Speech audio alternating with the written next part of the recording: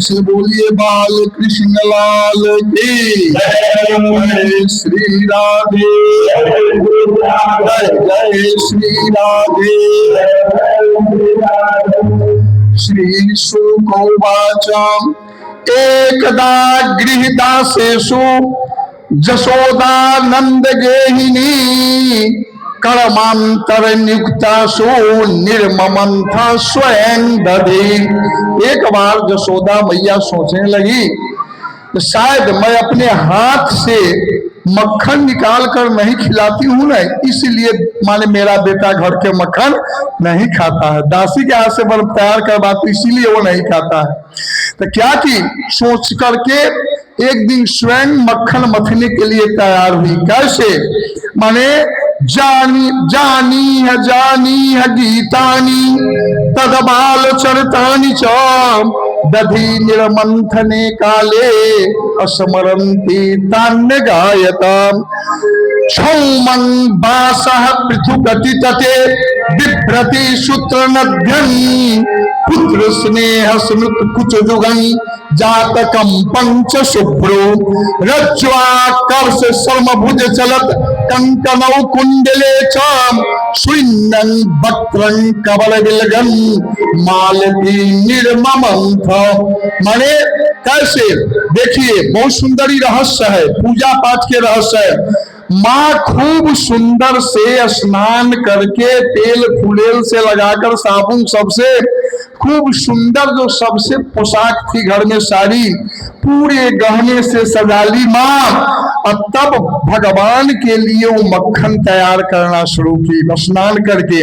ये भाव हम लोगों को जीवन के दिया गया है। इसमें क्या कि कभी भी कोई घर में पूजा अगर शुरू कीजिए, कोई पूजा, सत्यनारायण भगवान के पहले पूजा होती तो पहले नहा धो के लोग पहले चक्की में अपने माने गीत गागा कर आटा पीसती थी सब, तो उस प्रसादी बनाने के बाद फिर गीत कथा के फिर गीत, कितना आनंद माने खूब रसमय।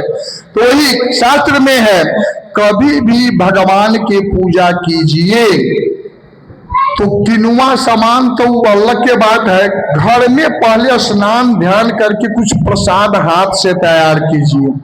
हाथ से अगर आप साधारण थोड़ा भी प्रसाद तैयार करके भोग लगाते हैं, ओ में फल और बाजार से 56 भोग खरीद कर लाते हैं, दोनों में बड़ा फर्क है भैया। हाथ से तैयार किया हुआ में ज्यादा प्रेम रस है, भगवान उसको ज्यादा स्वीकार करते हैं। ये भक्त मुझको अपने हाथ से तैयार करके माने भोग लगाता है, इसलिए अब भगवान के लिए पूजा के लिए बिना स्नान किए सामान तैयार नहीं करना चाहिए। शुद्ध बन के स्नान करके पूरे सजा करके माने भगवान के कभी मंदिर चाहे भगवान के पूजा कीजिए तो शास्त्र में कहा गया है सज धज कर। क्यों? माने एक दुल्हन की भांति हम भगवान को समर्पित होने जा रहे हैं, इसलिए एक दुल्हन स्त्री हो चाहे पुरुष एक दुल्हन की भांति पूजा करना चाहिए। पुरुष को भी कहा गया है, क्यों? भक्ति मार्ग में जब पूजा कीजिए तब माथा पर गमछा रख लीजिए। क्यों? इसलिए ऐसे जो आपको अहंकार चला जाएगा, मुरेठा बांध कर कीजिएगा तो अहंकार हो जाएगा।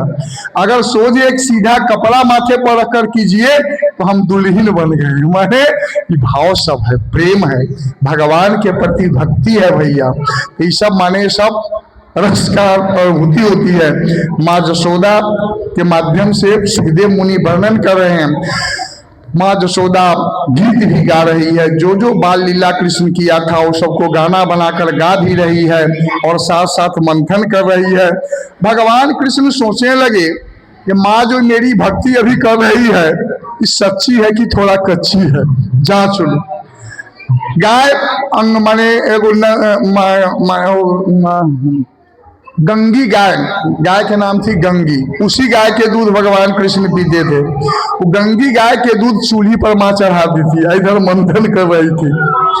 और जो ही मंथन के समय माने मंथन कर रही, गीत गा रही, भगवान कृष्ण आकर के माँ भूख लगी है कस करके देह पर चढ़ना चढ़ गई, घेट लटक करके दूध पीना शुरू की। माँ भूख लगी हुई है, इसी बीच में दूध भी माँ पिला रही है, मंथन भी कर रही, इसी बीच में वो दूध एकाएक उफरना शुरू हो गया।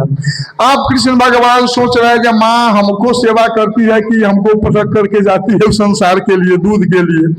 और सोचा है तू उतर जा, दूध सब गिर जाएगा, उसी का दूध तुम पी दो, तो मैं वही गाय के दूध, उतरो उतरो। भगवान नहीं, माँ भी अब भूख लगी हुई है, रो रहे हैं, भगवान छोड़ नहीं रहे हैं।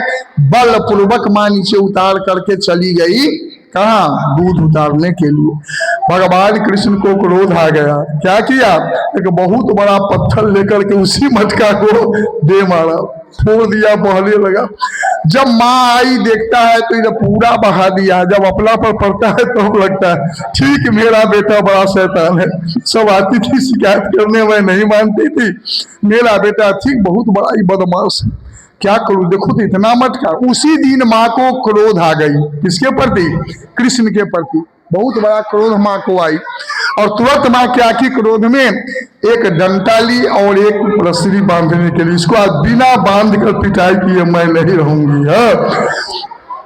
खोजना शुरू की तो देखती है माँ, जे माने घर के अंदर जो शिकहर पर मैं मक्खन रखी हुई हूँ, वही शिकहर पर से मक्खन उतार कर खा रहा है, माने अपने साथियों को खिला रहा है, बंदरों को खिला रहा है, उखल लग करके, उखल पर से खड़ा होकर के शिकल पर से उतार कर कहा, दौड़ करके मांगे, रुको, आज मैं तुमको छोड़ने वाली नहीं हूँ, तू इतने बड़ा विशाल मटका के तू फोड़ कर सब बर्बाद कर दिया है।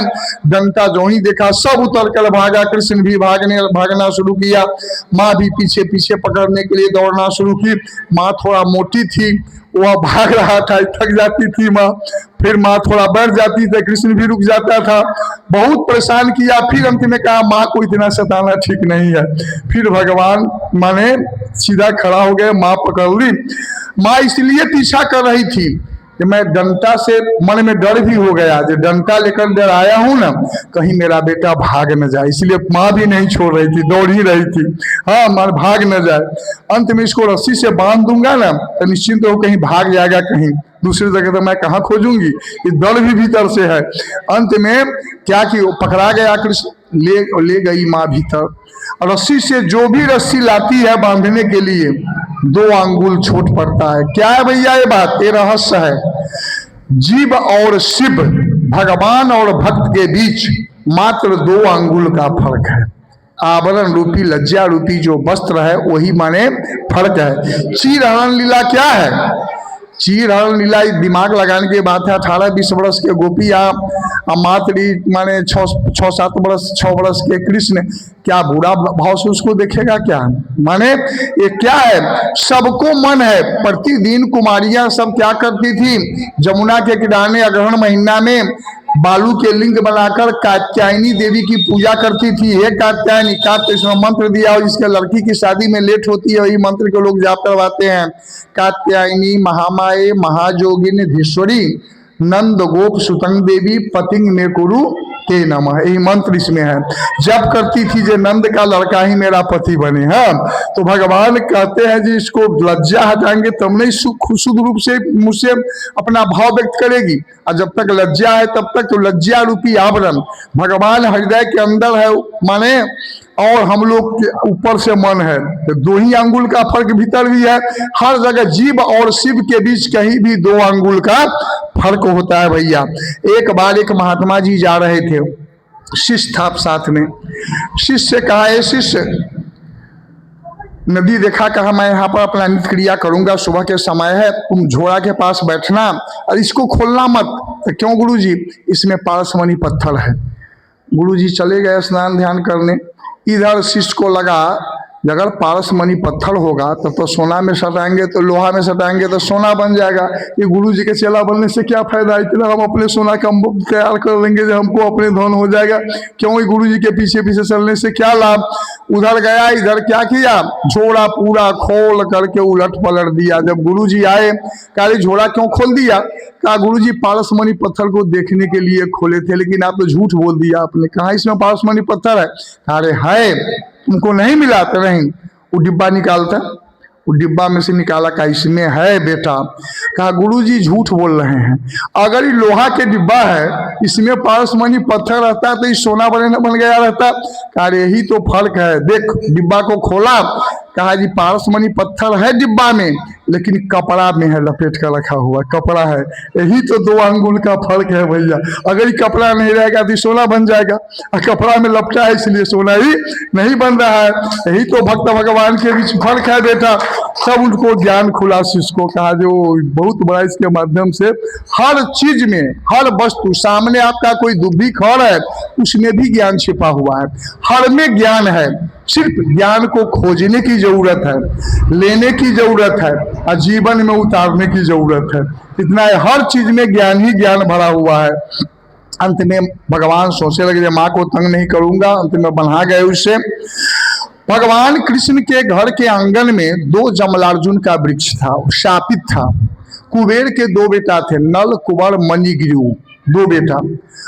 उसका कुबेर के धनाध्यक्ष के बेटा, संपत्ति का अहंकार था उसे, पोस्ट भी मिला था, भगवान शिव के अनुचर था, इसलिए पोस्ट भी उनको, पावर भी मिला हुआ था।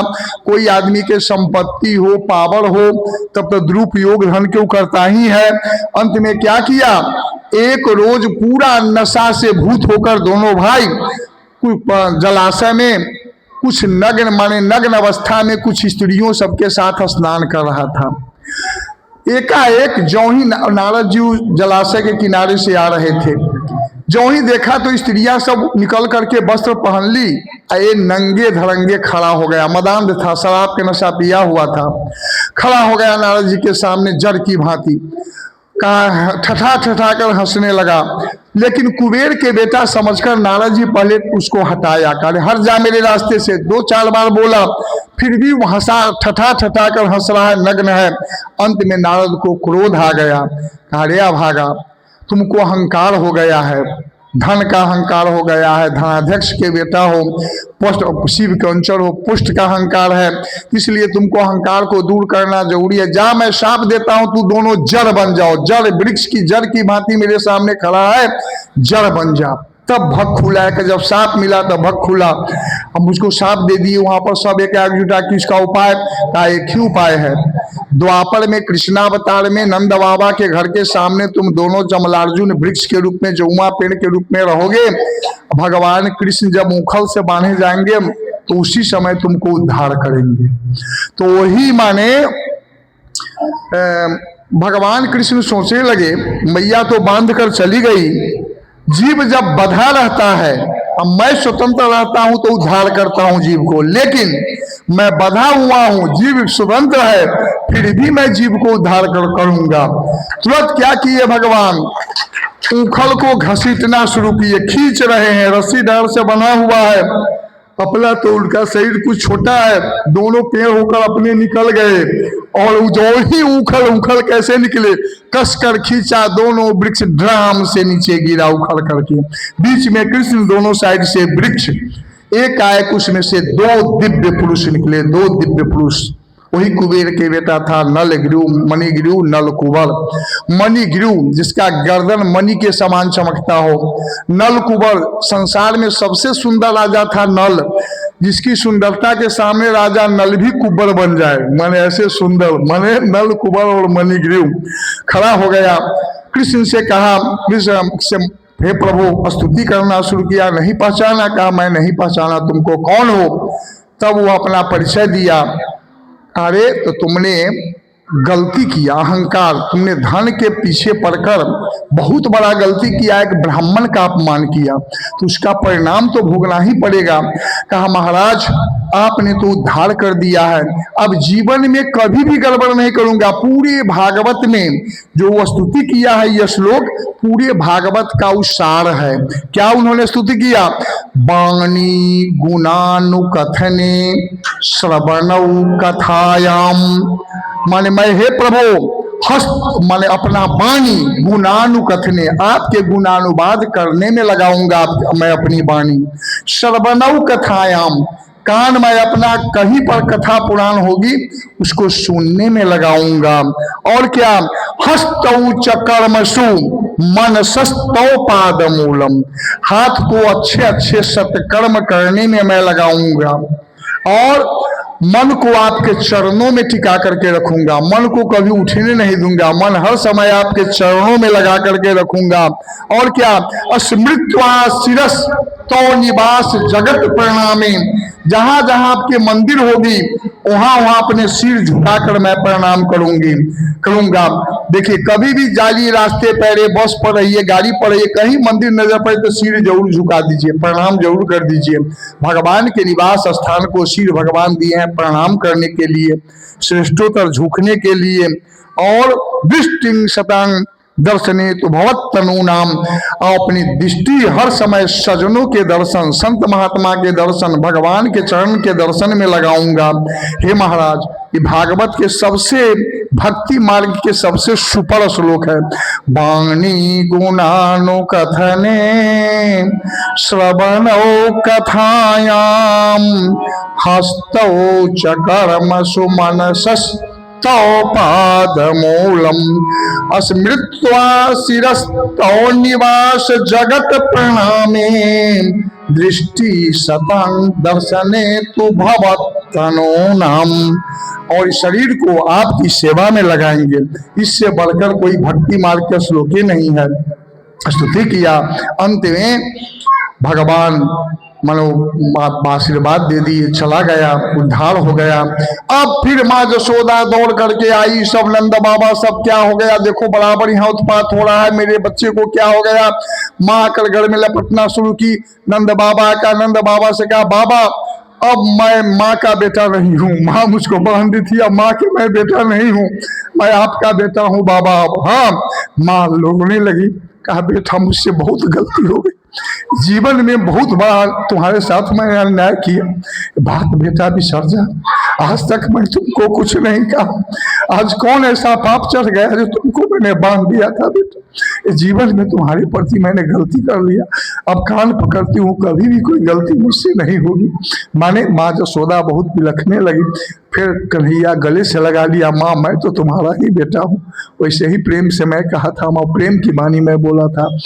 अंत में नंद बाबा सोचने लगे, जब गोकुल में रहना ठीक नहीं है, बहुत उत्पात हो रहा है, अब हम लोग व्यवसायी, हम लोग माने वाणिज्य से जुड़े हुए हैं, हम लोग वैश्य हैं, गोचारण करते हैं, हम लोगों को कहीं दूसरे जगह चलना चाहिए। तब सब जगह ढूंढा तो क्या मिला, माने वृंदावन मिला। वृंदावन में गोचारण से लेकर सब साधन के लिए हम लोगों के लिए लाभकारी है। अब हम लोग इस जगह को छोड़ दे और वृंदावन की ओर प्रस्थान करें। इस प्रकार निर्णय आपस में किया जो कल वृंदावन प्रस्थान करेंगे। इसी बीच एक फल बेचने वाली बुढ़िया सुखिया थी, सुखिया नाम के बुढ़िया। उस सुखिया वहां पर नंद बाबा के घर के माने एक बार शांडिल ऋषि के पास हो गई थी सुखिया। शांडिल ऋषि से पूछा, हे प्रभु, भगवान क्या विद्वान को ही मिलते हैं, जो पढ़ी लिखी नहीं है, जो महिला है उसको भगवान नहीं मिलते हैं? कहा नहीं, प्रेम होना चाहिए, भक्ति होना चाहिए, भगवान के प्रति श्रद्धा होना चाहिए। गरीब हो चाहे धनी हो, भगवान के प्रति इसकी श्रद्धा, उसको भगवान जरूर दर्शन देते हैं। अरे बुढ़िया सुखिया, तुमको अगर दर्शन की इच्छा है तो भगवान जरूर दर्शन देंगे। तो कब देंगे? कहा देखो, तुम्हारी प्रेम अगर भगवान के प्रति सच्ची है बुढ़िया, तू ये काम करना, नंद बाबा के घर के जब तू गोकुल में जाना फल बेचने, तो नंद बाबा के घर के परिक्रमा जरूर करना। जिस दिन कोई बच्चा ए बुढ़िया फल दे दो, फल दे दो, जब कहता हुआ आएगा तो समझना जब भगवान से तुमको भेंट हो गया। तो वही बुढ़िया प्रतिदिन जब जाती थी गोकुल में, तो नंद बाबा के घर के परिक्रमा जरूर लगाती थी। उसी दिन संजोग बस फिर आई, कहा कोई फल ले लो, फल ले लो। एक आए कृष्ण भगवान घर से, एक हाथ से, दोनों हाथ से धान उठाकर गिराते हुए, आधा छिड़कते हुए दौड़ करके आए, बुढ़िया बुढ़िया फल दे दे, फल दे दे। बुढ़िया फल की टोकरी रखा, मुंह को देखने लगी और भगवान कृष्ण धान लेकर के जो बचा था टोकरी में डाल दिया। अब बुढ़िया तो एक टक से मुंह देख रही है, भगवान अपना कुछ दृश्य दिखलाया, एक टक से मुंह टोकरी पर भी नहीं ताक रही है। अब फल उठा उठा कर सब हाथ पर वो डाल रही है, सब फल नीचे गुरुक रहा है और खूब प्रेम से वो फल सब डाल दी, टोकरी के डाल दी और मुंह तक से देख रही है। कृष्ण हंसते हुए घर के अंदर चले गए। हाँ, वो शायद ही तो भगवान है। बुढ़िया फिर टोकरी को माथे पर उठा ली और घर पर गई। तो पूरा टोकरी रत्न से भरा हुआ था। कहा वो शायद यही सांडिल्य से ही भगवान था, आज भेंट हो गए, देखो जो माने मुझको घर रत्न से भर गया। तो भगवान में विश्वास चाहिए भैया, विश्वास है तो सब कुछ भक्त को पूरा करने के जे बाबा तुलसीदास ने कहा जे सकामनल माने बाबा जपही जे मोही माने जे कामना के लिए भी जो मुंह पूछता है उसको भी मैं सब प्रकार के स्वर्गीय सुख पृथ्वी पर देता हूँ। अंत में भोग करता है और बाद में उसको मैं अपने पास स्थान देता हूँ। हाँ माने तो इसलिए माने कोई भी माने भाव से भगवान को भजिए, लेकिन भगवान का भजन कीजिए, भगवान का भजन छोड़िए नहीं, भाव भगवान के प्रति चाहिए। प्रेम से बोलिए आनंद कंद भगवान के। सब कोई चले वृंदावन की ओर कल होकर। गाड़ी बैल का घर कहाँ इतना सभी बनेगा, सब गाड़ी बैल ऐसे माने चंद्राकार लगा दिया पूरे वृंदावन में, बीच में नंद बाबा के चारों कात से गाड़ी से घेर के चंद्रमा जैसे उगता है उसके आकार का बना दिया। वहीं पर सब तब तक काम शुरू किया। भगवान कृष्ण 5 साल के हो गए, बछड़ा चराने की अनुमति मिल गई, बछड़ा चराने गया। प्रतिदिन जंगल में एक न एक उत्पात होता था, प्रतिदिन ग्वाल बाल आकर खीसा अपने घर में सब अपने अपने माता पिता को सुनाते थे। बक्कासुर पुतना के भाई था, बगुला के रूप में बकासुर, उसको उद्धार किया।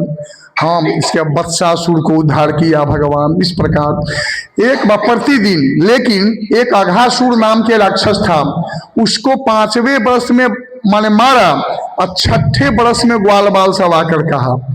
तब सुखदेव तभी राजा परीक्षित ने कहा महाराज जब प्रतिदिन की कथा कहता था कर प्रतिदिन, कि 5वें वर्ष की घटना 6ठे वर्ष में क्यों कहा, इसके पीछे कोई रहस्य है? कहा हाँ रहस्य है। इस बीच में ब्रह्म मोह निवारण लीला हुई थी, ब्रह्मा को जो मोह हो गया था उसी के निवारण लीला हुई थी। तो कैसे? अघासुर नाम के एक राक्षस था, कंस के ही माने सैनिक में था। कहा मैं सुनो मैं जाता हूं उस बच्चे को मैं बिना मारे नहीं आऊंगा। कहा कैसे? तो मैं इतना विकराल मुंह माने फैला दूंगा, पर्वत के गुफा जैसा बना दूंगा, सब उसमें जाएगा, मुंह दाब करके मार दूंगा। कहा जा अजमा ले तुम भी अजमा लो। गया घासुर, कृष्ण जहाँ पर बछड़े चराते थे ग्वाल बाल के साथ, इतना बड़ा क्या ऊपर के ठोर आकाश में, नीचे के ठोर भूमि पर, और जीव जो था इतना सुंदर चमक रहा था भीतर, जो कोई राजमार्ग एकदम लाइट जल रहा हो भीतर में उसको जाने के लिए, इतना सुंदर शरीर बना लिया। जो ही ग्वाल बाल देखा कहा कृष्ण ये बड़ा सुंदर पर्वत गुफा नजर पड़ा है, हम लोग इसमें प्रवेश करें? कहा नहीं नहीं मत जा, ये सब कोई बहुत गड़बड़ी है, हाँ मत जा। कहा जहाँ तू हो वहां डर क्या, तू रहते तू ही तो बड़ा बड़ा रक्षा करते हो, सबसे बचाते हो। इतना भी कृष्ण रोका नहीं, माना सब गाय बछड़ा ढुका दिया उसके अंदर, सब चला गया। भगवान कृष्ण ने सोचा ये तो बड़ा गजब हो गया, अब क्या करूं? फिर भी अघासुर मुंह नीचे नहीं किया, क्यों? कृष्ण की प्रतीक्षा कर रहा था, जब आएगा तब मैं दाबूंगा। जो ही भगवान कृष्ण प्रवेश किया मुख में, दाबना शुरू किया कि भगवान कृष्ण भी क्या किए, अपना शरीर को बढ़ाना शुरू किए। और इतना बढ़ा दिए शरीर जो ऊपर के ठोर और ऊपर मुहे, नीचे के ठोर नीचे मुहे, अंत में मुंह फट करके वो मर गया। और सबको निकाल करके अपने दृष्टि रूपी नेत्र से अमृत बरसा करके सबको जीवित किया। और खाना खा रहा था, सब कोई 12 बजे के समय प्रतिदिन अपने अपने घर से ले जाता था। अब सब कोई अपने नहीं खाता था, भगवान कृष्ण सबको लेकर के एक जगह मिला देते थे, क्योंकि कोई गरीब है, कोई बढ़िया लाया है, कोई खराब, सबको मिला करके अपने हाथ से सबके मुंह में खिलाते थे। इतना प्रेम, कृष्ण का प्रेम। सबको क्या करें माने मिला करके खिला रहे हैं, कभी कभी उसके मुंह में से जूठा लेकर अपने खा रहे हैं, कभी जीव से उसका ठोर चाट रहे हैं। ब्रह्मा जी को पता चला जो भगवान कृष्ण के रूप में आ गए हैं, अवतार ले लिए हैं, तो मैं दर्शन करूं वृंदावन में। ब्रह्मा जी उधर से अपने आसन सिंहासन से उतरकर दर्शन के लिए आए हुए हैं। इसी बीच में वो दृश्य चल रहा था, ब्रह्मा को मोह हो गया, नहीं नहीं ये भगवान भगवान है, जो जूठा चाटे जीव से दूसरे के मुंह भगवान हो सकते हैं, ये सब कुछ नहीं, सब झूठे के ढोंग नौटंकी है। हाँ ये कोई ग्वाला के बच्चा है, हाँ ये भगवान भगवान नहीं है। क्योंकि देखते हैं झूठ चाटता है, किसी को कुछ करता है, ये ठीक बात नहीं है। कहा अगर भगवान है तो मैं जांच लेता हूँ। कुछ बछड़ा सब चरते चरते दूरी चला गया था। ब्रह्मा जी ने क्या किया, सब बछड़े को उठा करके वो गुफा में डाल दिया।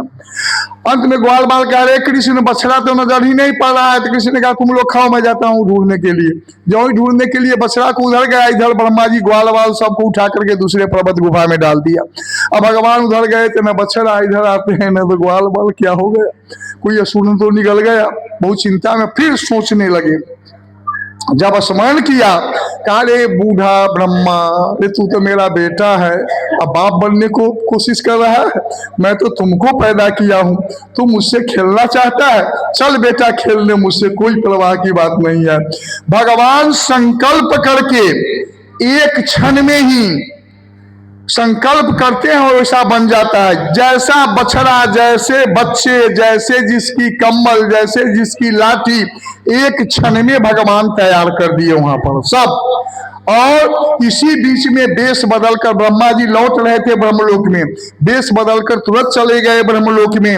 द्वारपाल से कहा ब्रह्मा कहाँ है, तू तो कहीं गया है। रे सुनो, आजकल बड़ा नकली ब्रह्मा हो गया है। मैं जो अपने पास में लाया हूं ये ओरिजिनल ब्रह्मा है। अब जो ब्रह्मा आएगा वो नकली ब्रह्मा आएगा। हाँ, इसलिए इसको सिंहासन पर बैठाओ। ले जाकर बैठा दिया ब्रह्मा रच करके भगवान सिंहासन पर। कहा द्वारपाल से सुनो, अब जो आएगा वो नकली ब्रह्मा आएगा, उसको ठोट पकड़ कर धकेल देना नीचे, अंदर में उसको नहीं आने उन्हें देना। हाँ, सजग रहना। कहा ठीक है, जाइए हे सरकार, जाइए आप। इसी बीच में भगवान यहाँ तो सुखदेव मुनि कितना संकल्प से उतने बछड़े वैसे, उसका कम्बल वैसे, लाठी वैसे, उसका मने ये सब रचना कर दिए। उसी को वर्णन कर रहे, जावत वत्स पवत्स कालपक बपुर जावत करंगे अधिकम जावत यष्टि विशाल वेणुदल सिग जावद विभूषांबरम जावत शील गुणाभिधाकृति वयो जावत विहारादिकम सर्वं विष्णुमयं गिरोंग बदजः।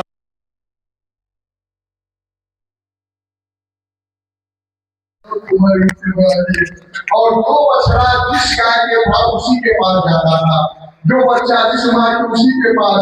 पर जरा एक साल ब्रह्मा जी के ऊपर एक दिन और पृथ्वी लोग के एक वर्ष होता है। ब्रह्मा जी का जो ब्रह्मलोक एक दिन को, एक दिन का पृथ्वी पर एक वर्ष गुजर जाता है। जब तक ये ब्रह्मा जी गए वहां पर, तब तक यह लीला कितना दिन गुजर गया, एक वर्ष। ऊपर के माने एक दिन, यहाँ एक वर्ष तब तक हो जाता है। हाँ, हमारे एक वर्ष लीला हुई। जब ब्रह्मा गया ब्रह्मलोक में, द्वारपाल से काली कौन सी महत्व मेरा बैठा हुआ है, क्या है ब्रह्मा, तू नहीं ब्रह्मा गया है, वो तो ओरिजिनल ब्रह्मा बैठा हुआ है, भाग यहाँ से। अरे मैं ओरिजिनल मैं हूँ, कोच पकड़कर द्वारपाल को नीचे पकड़ दिया। तब ब्रह्मा को आभास हुआ, हाँ वो जिस भगवान ने मुझे पैदा किया, इतना बड़ा पद दिया ब्रह्मलोक का, उस भगवान पर मैंने भरोसा नहीं किया, उनको पहचान नहीं सका, उनको मैंने शिकायत किया, उसी का परिणाम है। जब तक भगवान के आशीर्वाद माथे पर रहता है, तब तक ही धन संपत्ति पद सब बरकरार होता है। जिस दिन भगवान का आशीर्वाद बन जाता है, आदमी बिल्कुल कंगाल बन जाता है। आज मैं ब्रह्मा का पुष्प द्वारपाल मुझको कंठ पकड़कर नीचे पटक दिया, थोड़ा भगवान का भरोसा नहीं किया, विश्वास नहीं किया, इसीलिए ऐसा हुआ है। तब वहां से दौड़ करके आया, फिर यहाँ पर कल जोड़कर बहुत स्तुति किया ब्रह्मा, भगवान एक बार दाना नहीं बोले, क्यों? उनके भक्त को अपमान किया, इसलिए भगवान कुछ नहीं बोले। का मरमाए बहुत सुखी किया, सुंदर सुंदर से ब्रह्मा स्तुति किया, लेकिन फिर भी भगवान जरा भी माने सिर भी नहीं हिलाया, चुपचाप सिर गाले दिए, कुछ नहीं बोला। क्यों? मेरे भक्तों के पश्चात का अपमान कर दिया। मेरा अपमान किया तो मैं दुखी नहीं रहता, लेकिन मेरे भक्त को अपमान किया तो इसलिए रुकने लायक नहीं है ना। फिर अंत में बछड़ा दिया, गाय सवाल दिया, बच्चे सब निकाल करके फल पशु सब दिए। फिर भगवान संकल्प से पहले वाला को समेट लिया और फिर हमारे जो के था ब्रह्मा चला गया, फिर उसको पर वहां मिल गया। लेकिन ब्रह्मा जी सोचने लगे, भाई मुझसे बहुत बड़ा गलती हुई, अपमान हुआ है, वैसे कहा गया है जब कलयुग में वही ब्रह्मा एक राजस्थान के ब्राह्मण के घर पैदा, बहुत गरीब ब्राह्मण था, उसको 5 बच्चे थे, चार बच्चे पहले से थे और एक ही बच्चा के रूप में जन्म लिया जन्मांध, और जन्म से अंधा, और जन्मांध के रूप में जन्म लिया। एक बार राजस्थान में बहुत बड़ा अकाल पड़ा तो हमारे ब्राह्मण के अंदर क्या हुआ, खाना किसी को नहीं मिलता था। अंदर ब्राह्मण ने सोचने लगे कि 4 लोग बेटा लोग कुछ सियाना है, कहीं पे घर लेगा, जंगल में घासों का घर या अपना को मैं यहाँ से पालन पोषण करूंगा। तो दोनों पति पत्नी मिल करके क्या किया, ले गया और ले जा करके जंगल में 5 वर्ष का रोने लगा, पिताजी माताजी उसको मत त्यागे भगवान के दिया हूँ मैं अंधा, बहुत बिलख रहा था तो भी कठोरी माता पिता छोड़ करके चला हो रहा था। इसी बीच में अग्रदास महाराज जा रहे थे शिष्य के साथ, देखा बच्चा रो रहा है जंगल में, अरे क्यों रो रहे हो, क्या बात है, कौन है, चलो देखते हैं। तो अंधा बच्चा था, कहा क्या हुआ, मेरे माता पिता अकाल के कारण छोड़ दिए हैं मरने के लिए, मैं तो अंधा हूँ, क्या करूँ, कोई रक्षक नहीं है। कहा चलो मैं तुमको ले चलूंगा अपने आश्रम में। ले गया अग्रदास जी महाराज, वह माने वैद्य भी थे, जड़ी बूटी लगा लगा कर उसकी आंख में रोशनी पैदा कर दिया बच्चा को, और साथ साथ उनको आश्रम के सेवा में लगा दिया, अपने सेवा में। गुरु जी को बड़ा सेवा करता था। एक बार अग्रदास जी महाराज बैठे हुए थे तो उनका कोई शिष्य का संध्या बंधन पूजा कर रहे थे कल जोड़कर, उनका शिष्य का जहाज समुद्र में तूफान में डूब रहा था। शिष्य गुरु जी चिल्ला रहा था, उनको आभास मिल गया, बेचैन हो गए, संध्या बंधन करता है, पंखा डोला रहा था, माने पंखा डोला रहा था बच्चा। कहा गुरुजी, कसकर पंखा ऐसे मारा 2 बार, कहा गुरुजी आप निश्चिंत से अपना काम कीजिए, आपका सब मैंने ठीक कर दिया है, आप निश्चिंत से अपना ध्यान कीजिए, मैं ठीक हो गया है सब कुछ। कहा गुरुजी तो कैसे कैसे किया, पूरा अपना समझा, जब नेत्र खोला कहा तू क्या समझा, क्या तू ठीक कर दिया हमको। कहा गुरुजी आपका शिष्य का जहाज कोई डूब रहा था, आपको ध्यान में आया, चिल्ला रहा था, आपको ध्यान में आ गया, आपको विघ्न आने लगा पूजा में, तो मैं पंखा से झेल करके उसको शांत कर दिया हूँ। हाँ, अरे तू मेरे नाभि के बात समझ गया। कहा गुरुजी आपका आशीर्वाद, चलो तुम्हारा नाम मैं आज से नाभादास जी रख देता हूँ, नाभादास। वही नाभादास ब्रह्मा माने नाभादास के रूप में आकर के भक्तमाल की रचना किया कि भक्तों को भगवान के मैंने द्वापर में अपमान किया था, इसलिए कलयुग में वही भक्तों की माला बनाकर मैं भगवान को पहना करके मैं भगवान को खुश करूंगा भैया। तो ही माने भक्तमाल जो ग्रंथ है, पूरे भक्त के भगवान और भक्तों की कथा है, ये नाभाजी महाराज ने ही रचना किया है भैया। एक बार प्रेम से बोली आनंद कंद भगवान, भजन के आनंद लहू सबके घी अबै छै।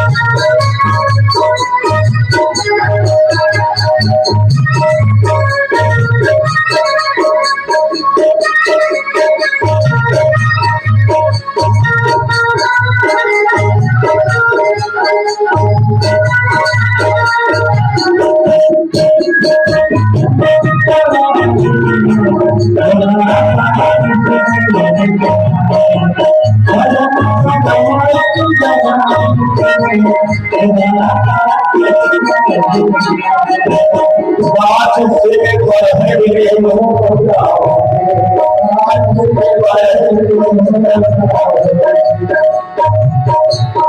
भजन तुम सुन नहीं पाओगे, भजन तुम सुन नहीं पाओगे, भजन तुम सुन नहीं पाओगे, भजन तुम सुन नहीं पाओगे, भजन सुन पाए जवान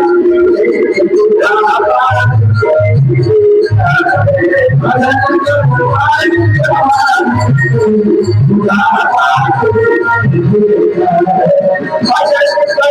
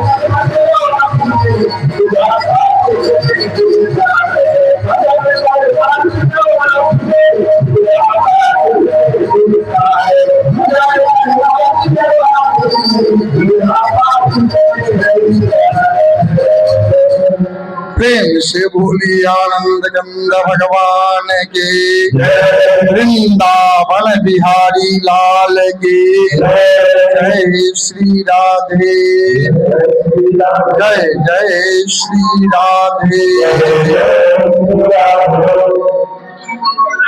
अब भगवान के छठे वर्ष में गोचारण करने की अनुमति मिल गई। 5वें वर्ष में बछड़ा चराने के लिए या छठे वर्ष में गाय चराने के लिए। एक बार नंद बाबा अपने घर में इंद्र पूजा का आयोजन किया। इंद्र पूजा का पूरे गांव के लोग मन करते थे, क्योंकि भगवान इंद्र समय पर वर्षा बरसाते हैं, फसल उगवाते, उसी से उगता है, हम लोग जीते हैं।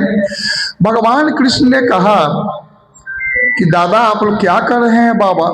कहा ये इंद्र की पूजा करता हूँ। क्यों करते हैं? ये पूजा तो जो इससे प्रत्यक्ष लाभ मिलता है उसको करना चाहिए। इंद्र के पूजा से कहाँ वर्षा होती है? ये सब कौन आपको बतलाया है? तो क्या बात, ये पूजा तो हमको गोवर्धन पर्वत को करना चाहिए। क्यों? क्योंकि इसके द्वारा हम लोगों को जल मिलता है, भोजन मिलता है, हम लोग गोचारण करते हैं, इस पर घर बनाए हैं, सब सुख तो इसी से मिलता है। जिससे सुख मिले उसको पूजा, प्रत्यक्ष को पूजा करना चाहिए। जो पड़े है उस पर क्या, कर्म ना जाए ते जंतु कर्म नहीं बिलीयते, सुखं दुखं भयं क्षेमं कर्म नहीं बाभिपद्यते। माने अपने कर्म से सबको सुख दुख मिलता है। जो जैसा कर्म किया रहता है वही आगे आगे सबको मिलता है। पूर्व जन्म में जो आपने जो किया वही आपको इस जन्म में मिल रहा है। नौकरी, धन, संपत्ति, रोजगार इस जन्म में जो करेंगे वह फिर अगले जन्म की तैयारी कर रहे हैं भैया, फिर अगले जन्म में फिर मिलेगा। हाँ, विधना ने जो लिख दिया, छठी रात लकीर राई घटे न तिल बढ़े कितनो करे फकीर। माने भैया जो लिख गया वही होता है। इसलिए कभी भी अपने कर्म करते रहिए, फल पर कभी विचार नहीं करना चाहिए। तो हम लोग गोवर्धन की पूजा करें, उनको 56 भोग लगावे। तो श्री कृष्ण के बात को कोई नहीं काटा। काई तो है बच्चे, लेकिन बूढ़े से भी ज्यादा अच्छा ही बात करता है। हम लोग को बराबर अच्छा किया। चलो गोवर्धन पूजा किया, वहां पर गोवर्धन पूजा में 56 भोग लगा कर ये सब बहुत है। इसी बीच में इंद्र को अहंकार हो गया, क्रोध आ गया। ये देखो यहाँ नंद सब हमारा पूजा न करके गोवर्धन को नया ठान दिया है। सांवर्तक नामक मेघ को बुलाया और कहा इतना भारी विकराल वर्षा बरसाओ कि पूरे गोकुल को दहा दो, मैं दह जाए, बह जाए पानी में, जल में। अब भयंकर वर्षा शुरू हो गई। सब कोई त्राही त्राही करने लगा, घर दह रहा है, कुछ हो रहा है। अरे कृष्ण मैंने कहा था ना इंद्र की पूजा मत छोड़ो, देवता क्रोध में आ गए हैं, अब क्या होगा?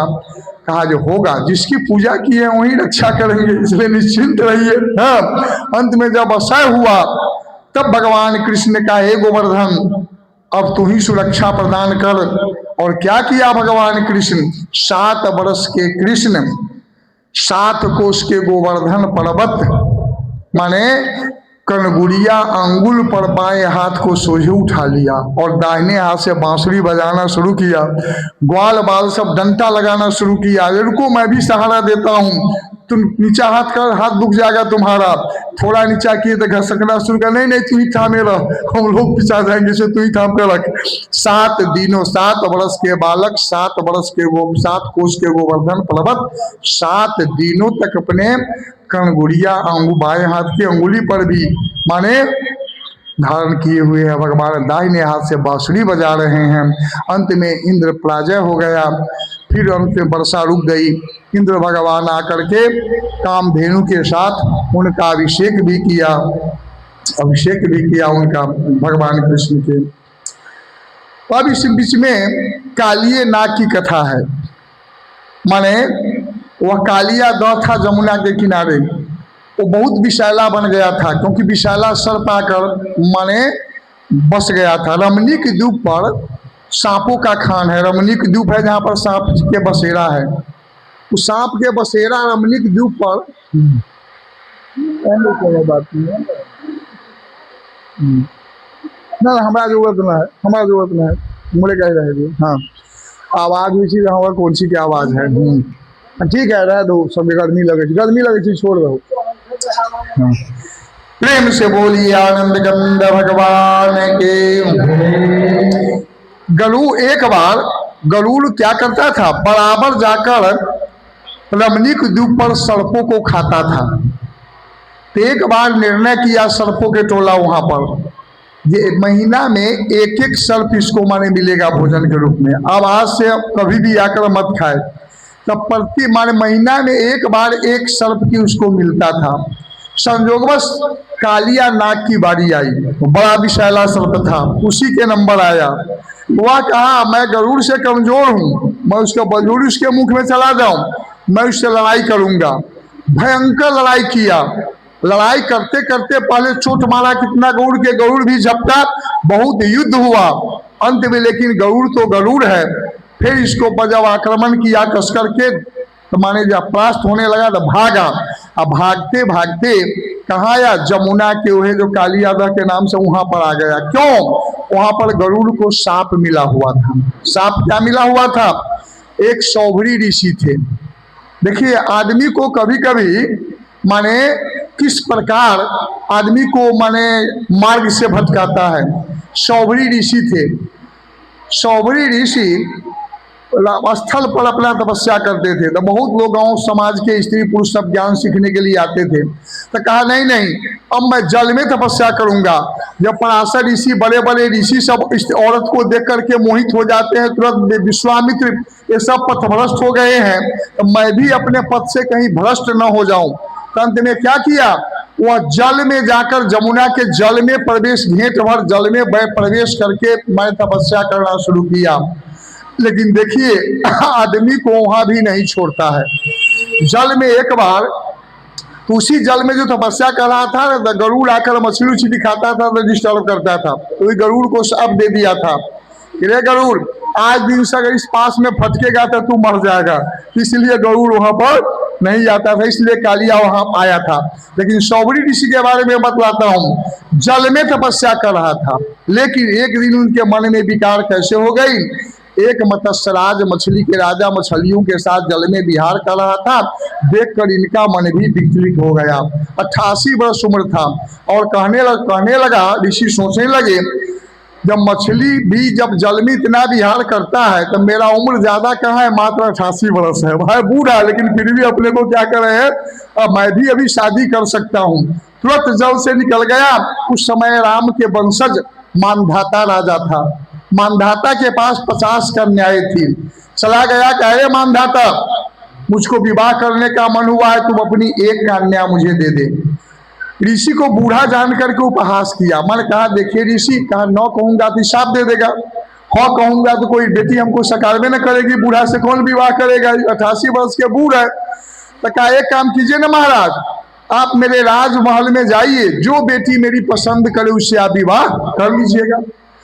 तो इनको लगा ऋषि बुढ़ापा देखकर मुझको उपहास कर रहा है। माने राजा क्या किया, इतना जोग बल से इतना सुंदर वेश बना लिया, इतना सुंदर रूप, माने जोग बल से वेश बना लिया, लेकिन काम वासना को नहीं रोक सका। यही सब आदमी को फर्क पड़ता है, पतन के मार्ग यही है। सुंदर बना लिया। और जब राजमहल में प्रवेश किया तो 50 का न्याय करने लगी, पिताजी हमको भी विवाह कराइए, तो हमको भी विवाह कराइए। गया लाने एक, ले आया कितना, 50। अब जंगल में कौन माला डुलावे, रहने लगा 50 स्त्रियों के साथ। इस बीच में 5000 बेटा हो गया था। एक बार एक पत्नी ने कहा से मांगा संध्या समय जो हमको माला लाओ, का ऋषि इतना दिन माला मंगवे न कि आज क्या हो गया है। तब उनको भक्त खुला रे, मैं कहाँ से एक मछली को देखकर कितना मेरा मन माने, देखो कहाँ से कहाँ मैं गिर गया फिर गड्ढे में, अब तो मेरा जीवन नरक हो गया, फिर सबको त्याग करके फिर जाकर के तपस्या करना। तो कभी कभी आदमी को अच्छे काम में बड़ा बड़ा विघ्न आता है, लेकिन आदमी को सब पर सबसे बड़ा क्या है, मन पर नियंत्रण। जिसका मन अपने बस में है वो सब जगह राजा है, और मन अपना बस में नहीं है उसी के पास सब बखेरा है भैया। मन एवं मनुष्यानं कारणं बंध मोक्षयो, मन ही मनुष्य के बंधन और कारण मोक्ष का कारण है। मन को कंट्रोल रखिए तो मोक्ष भी मिलेगा, न कंट्रोल रखिए तो बंधन में भी पड़ सकते हैं। इसलिए मन पर नियंत्रण ये हमेशा भैया जरूरत रहती है। तो वही सांप मिला हुआ था, कालिया नाग वहीं आ गया। कहाँ, कालिए दम जमुना में, जाओ यहाँ पर भी गरुड़ नहीं आएगा। रहता था, विषैला कर दिया था, कोई जल पीता था मर जाता था। भगवान कृष्ण बराबर एक बार जंगल में आग लगा तो माने नेत्र रूपी अग्नि के द्वारा सबको शांत कर दिया था, अमृत जल बरसा करके। तो माने बवंडर रूपी बिंदुआ को मारकर हवा को शुद्ध किया भगवान, माने जमुना, माने इसके बाद माने जो है सो अग्नि को शुद्ध किया, अग्नि तत्व के सब तत्व को भगवान शुद्ध कर, कहा जब जल तत्व को शुद्ध करना जरूरी है। कभी भी शास्त्र में दिया हुआ है कि नदी अगर गांव के अलग बलग बहता हो तो उसको अशुद्ध नहीं रखना चाहिए, अशुद्ध करेंगे तो वही का हवा के द्वारा जब आता है वही वातावरण पर खराब असर पड़ता है और रंग बिरंग की बीमारियां होती है भैया। हाँ, इसलिए जल तत्व को भी शुद्ध रखना जरूरी है। भगवान कृष्ण सोचने लगे जल तत्व को भी शुद्ध क्यों न कर दूं। एक बार जमुने के वही के किनारे ले गए बच्चों को, चलो कंदू खेले, गेंद खेलेंगे। उसी गेंद के खेला के क्रम में क्या किया, कसकर के भगवान इतना कसकर फेंका जो गिरा मारे जल में जमुना के। अब सब लगा कल कृष्ण मेरा गेंद था, तुम मेरा गेंद था, मेरे मामा ने दिया था, तुमने फेंक दिया, अब क्या करूं। रुक मैं आन देता हूँ। कहा नहीं जा, नहीं जा, विषैला जगह है।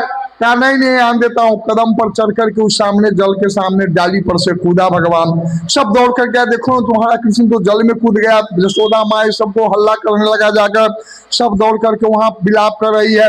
कृष्ण भगवान नीचे गया, कालिए नाग बैठा हुआ था, सोया हुआ था, पत्नी थी उसकी नाग पत्नी, और जा करके उसको माने जगाया और गेंद जो ही लेना शुरू किया, कालिया फुफकार मारना शुरू किया। उसको चतुर्भुज रूप भगवान दिखलाया, लेकिन कालिया तो विषैला साहब क्या चतुर्भुज रूप माने। एक बार उनको लपेटना, फुफकार मारना शुरू किया। पहले फन को पकड़ा भगवान, इधर से उधर को खूब घुमाया, नहीं हुआ तो अंत में क्या किया, फिर फन पर चढ़ करके एड़ी से कुचलना शुरू किया। बहुत उछलते कुचलते जब मरने के क्रम में पहुंचा तब नाग पत्नी ने स्तुति करना शुरू किया। अनुगे निश्व भगवन प्राणांग त्यजति पन्नगः स्त्री नांग न साधु स्वच्छानाम पति प्राण प्रदीयताम। हे महाराज, मैं स्त्री विधवा हो जाऊंगी, मेरे पति को आप जान छोड़ दीजिए। माने पति ही पत्नी के लिए सब कुछ है, मेरा कल्याण कीजिए हे प्रभु।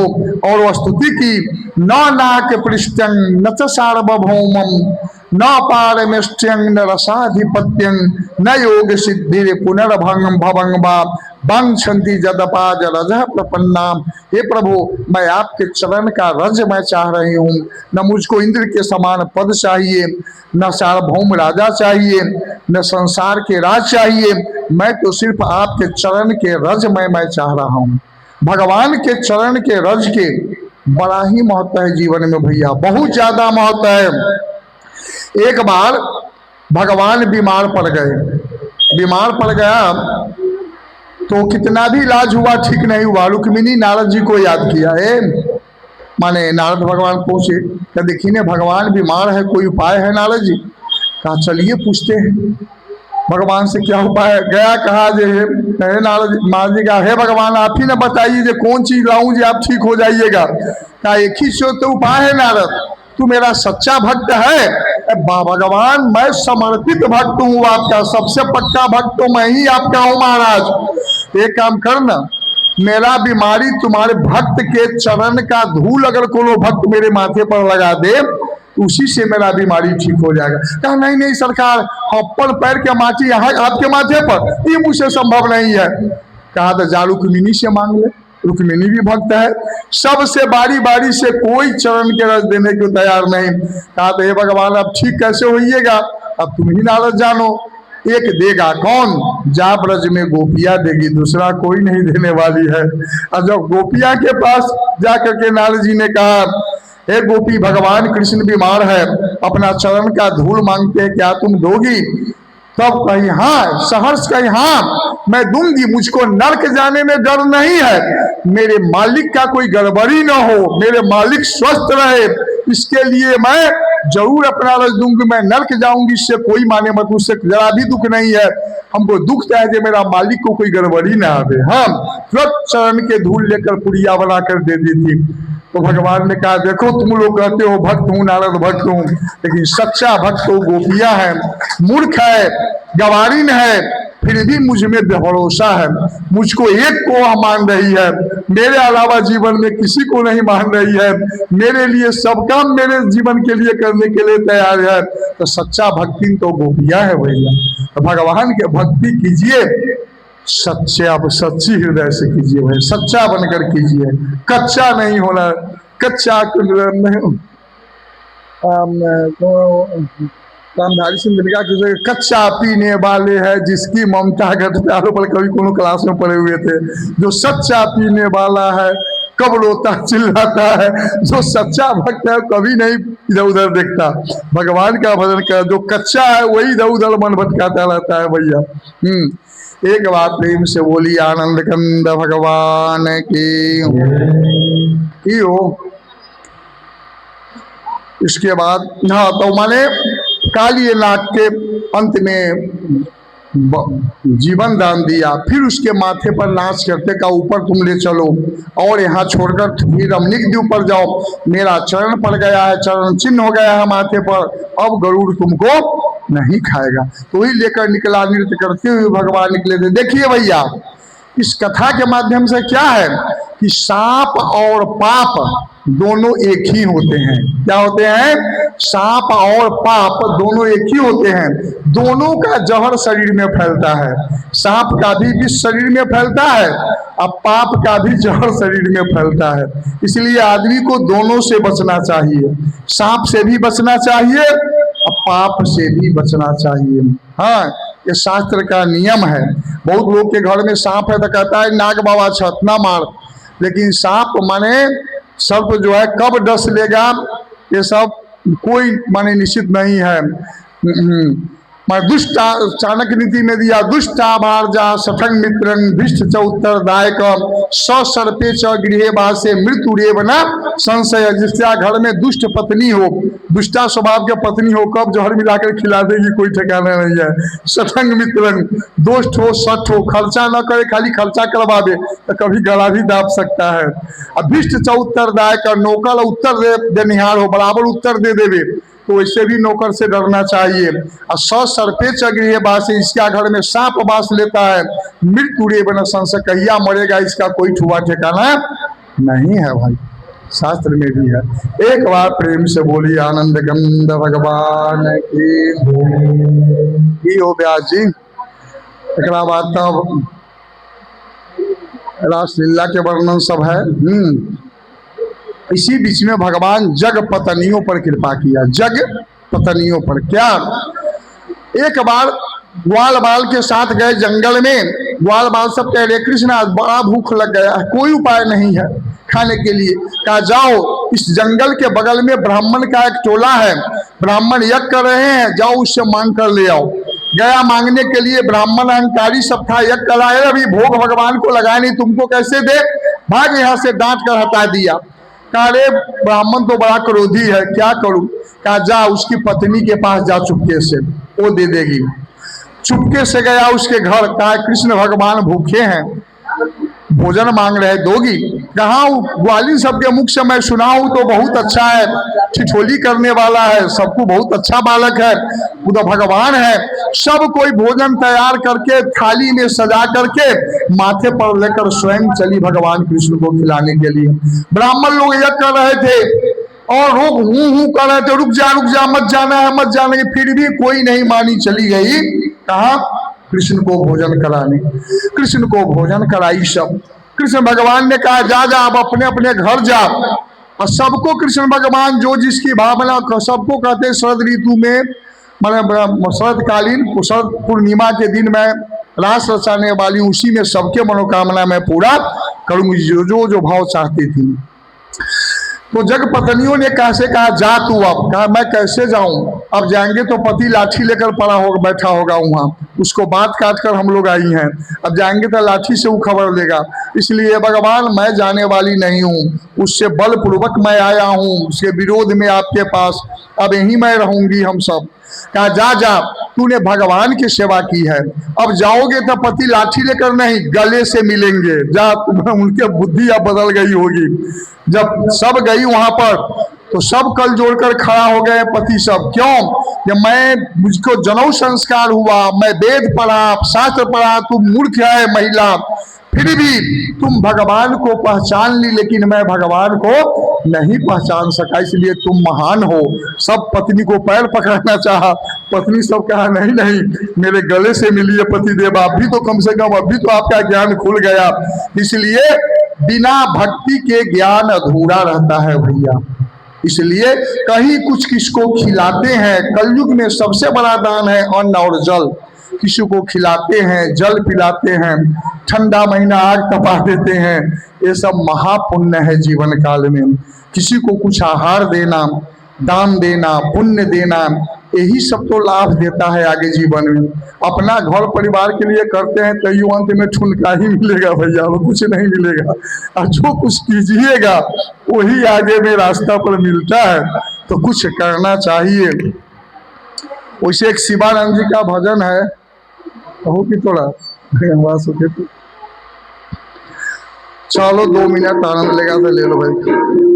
चाहे कितना कमा लो बंदे डॉलर पाउंड में, चाहे कितना कमा लो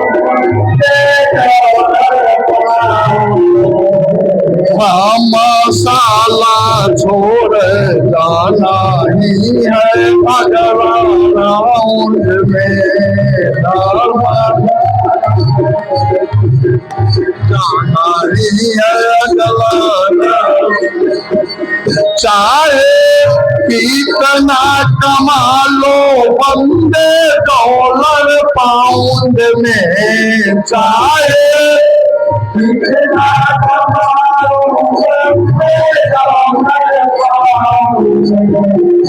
मसाला छोड़ जाना ही है अगला राउंड में, मसाला छोड़ जाना ही है। हरि बोल।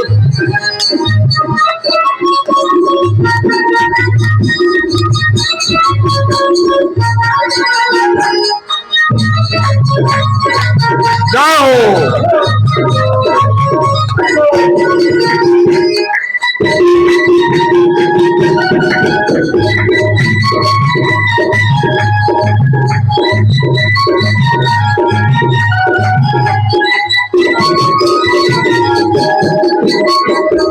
अब आगे क्या कर रहे हैं शिवानंद जी महाराज?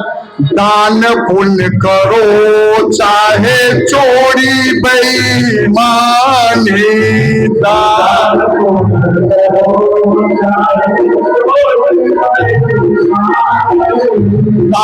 पुण्य करो चाहे चोरी बेईमानी, दान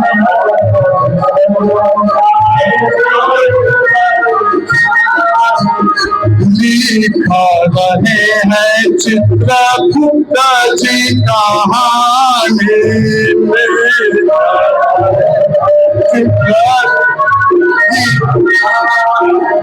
लिखा रहे हैं चित्रकूट जी कहानी। नवराज के भाई चित्रकूट है। बोलो कैसे बचोगे उनके अल्ट्रासाउंड से, बोलो कैसे बचोगे उनके धर्मशाला छोड़ जाना ही है अगला राउंड में।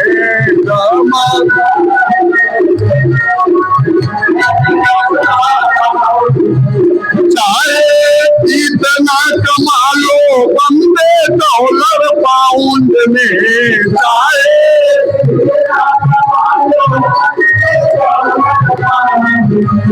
धर्मशाला छोड़ जाना ही है अगला राउंड में।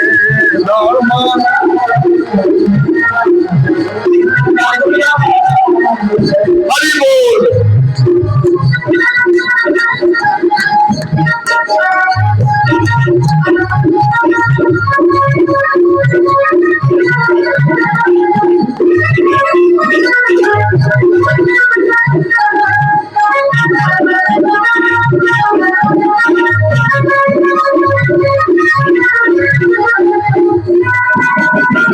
जाओ हरि बोल।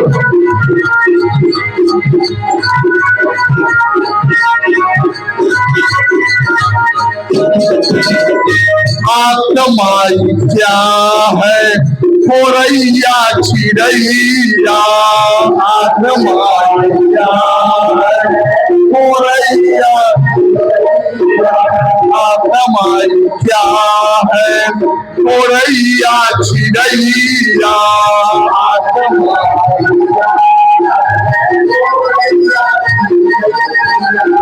काया कमल का है निश्चित समैया, काया कमल का है,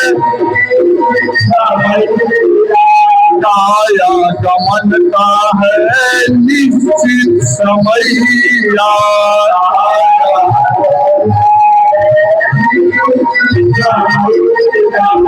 गुप्त देश में रहो, गुप्त देश में रहो चाहे अंडरग्राउंड में, गुप्त देश में रहो चाहे अंडरग्राउंड में। धर्मशाला छोड़ जाना ही है अगला राउंड में।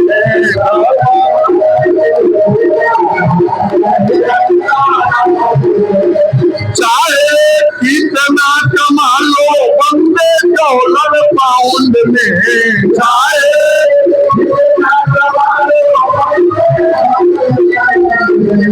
धर्मशाला छोड़ जाना ही है अगला राउंड में।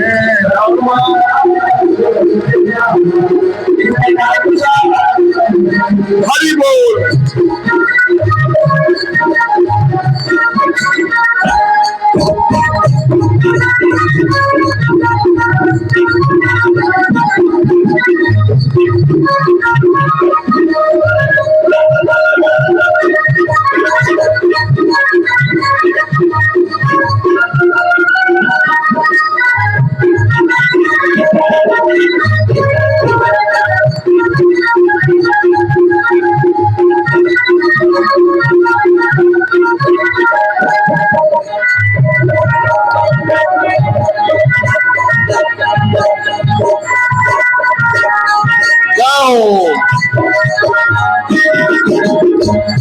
राम नाम सत्य है ये जान लो शिकारी, राम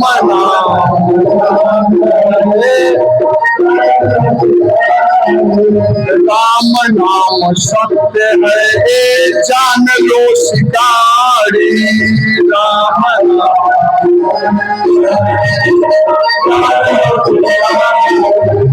कर लो न थोड़ा कर लोक की तैयारी, कर लो न थोड़ा कर लो न थोड़ा परलोक की तैयारी।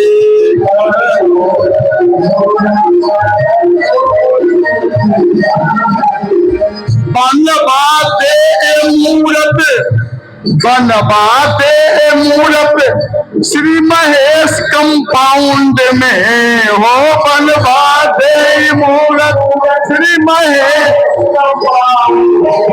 और मसाला छोड़ जाना है अगला राउंड में।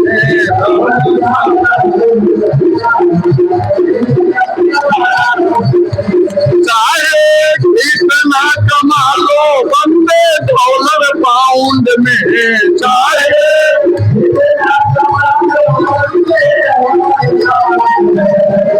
मसाला छोड़ जाना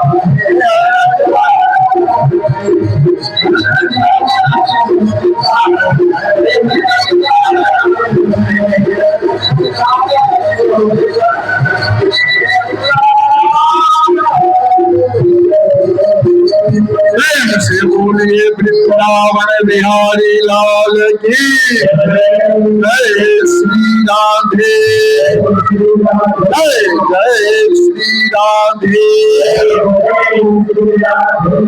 अब धीरे धीरे कोई शरद ऋतु के पूर्णिमा, शरद पूर्णिमा का आगमन हुआ। भगवान जहां भी जाते थे तो पहले से ही निमंत्रण देते थे कि मैं सब शांत होकर बैठ जाओ, फिर हल्ला करना बाद में। हाँ हाँ, जो माने शरद ऋतु में हम रास रचाएंगे, सब कोई उसी में सबको उपस्थित होना है। अब उसी रास लीला का थोड़ा हम लोग सब कोई मिलकर आनंद ले ले, इसके बाद फिर आगे का कार्यक्रम। श्री शुक उवाच भगवान् तारात्रिः शरदोत्फुल्ल मल्लिका विक्षरन्तुं मनश्चक्रे जोग मायामुपाश्रितः। भगवान उस रात्रि में, शरद ऋतु के पूर्णिमा की रात्रि में योग माया का सहारा लिया, योग माया को बुलाया। अरे योग माया, इस रात्रि को खूब मधुर सुहावन बना दे, क्योंकि मैं आज रास रचाने वाला हूँ। भगवान की ऑर्डर सुनते ही योग माया पूरे जमुना किनारे वृंदावन को वहां क्या किए, सुगंधित फूलों से खूब गमगमाती माने महक से सुंदर सेंटेड, खूब सुंदर व्यवस्था। चांदनी भी पूरा रात पूरे बिजली के समान बिखेर दी। वहां पर एकाएक भगवान निशम्य गीतम तदनंगवर्धनम ब्रजस्त्रियः कृष्ण गृहीत मानसाम् आजगमुरन्नोन्नमलिक्षितोद्यमाम् सजप्रकान्तो व्यालोल कुंडलाम्। और तुरंत बंसी बजाया भगवान। बंसी पर काम शब्द क्लिंग, जो ही क्लिंग शब्द को गुंजामान किया, जो जहां थी सब आवाज सुन ली। कोई गाय दूर रही, आधा दूरी है, बाकी है उसी अवस्था में चल दी। कोई एक कान में कनवाली पहन रही है, दूसरे में बाकी है उसी में। कोई बच्चे को दूध पिला रही है उसी में छोड़कर, कोई बूढ़े माता पिता की सेवा उसी में, कोई पति की सेवा, सब छोड़कर माने शरीर से वहां है लेकिन मन से सब वहां पर पहुंच गई टोटल। हाँ, और भगवान ने जो बंसी वादन किया उसका देवांगना सभी, देवताओं की स्त्रियां सभी सुनी थी ऊपर। तो हम लोग ने बंसी बांसुरी बजाए अक्षो रंग से मुरारी।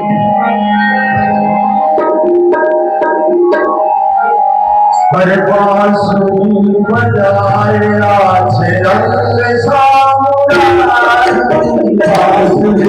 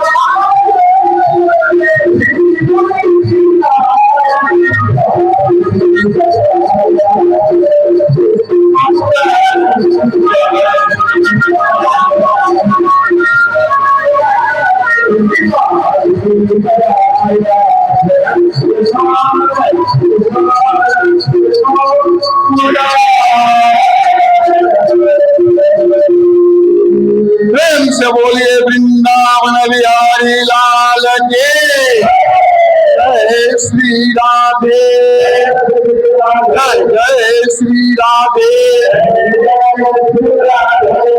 सब कोई वहां पर पहुंच गए। देवांगनाएं सभी देवताओं माने विमान से ऊपर से देख रही हैं जब कैसे भगवान रास रचाएंगे।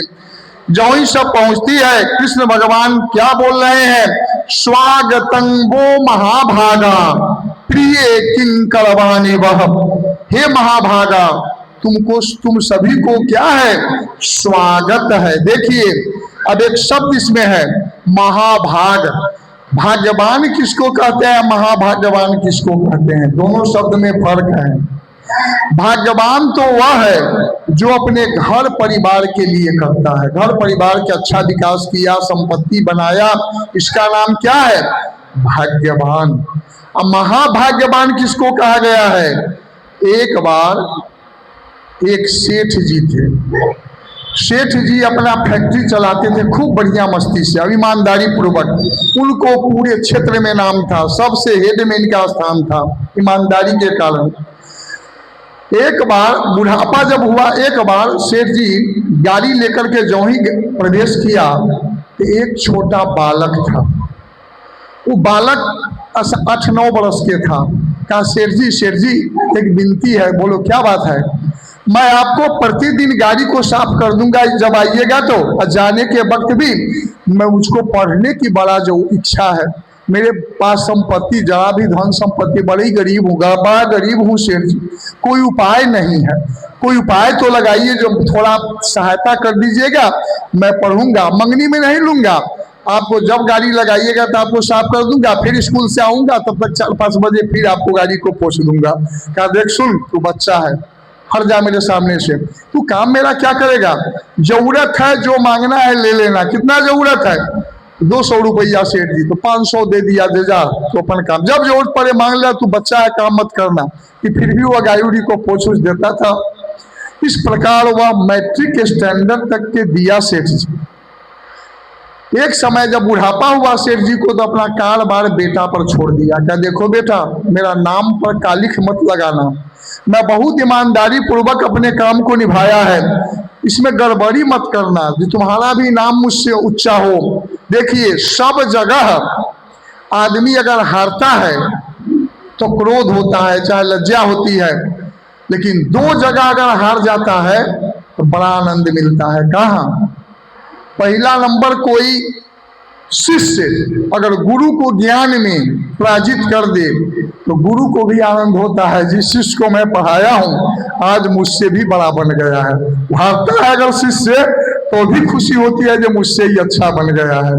और जब बेटा बाप से भी अच्छा पद पर चला जाए, बाप अगर उसका चपरासी हो और बेटा उस ऑफिस का ऑफिसर बनकर आ जाए, तो पानी भी अगर पिलाता है बेटा को ले जाकर, तो उस समय उसको खुशी होती है कि मेरा बेटा मुझसे अच्छा पद पर काम कर रहा है। जब माने अच्छे कर्म में जब बाप से बेटा बड़ा हो जाए कर्म में, तो वहां पर बाप के भी हारने से खुशी होती है। और शिष्य गुरु से महान ज्ञान में बन जाए तो वहां भी अगर पराजित हुआ तो वहां भी उसकी खुशी होती है।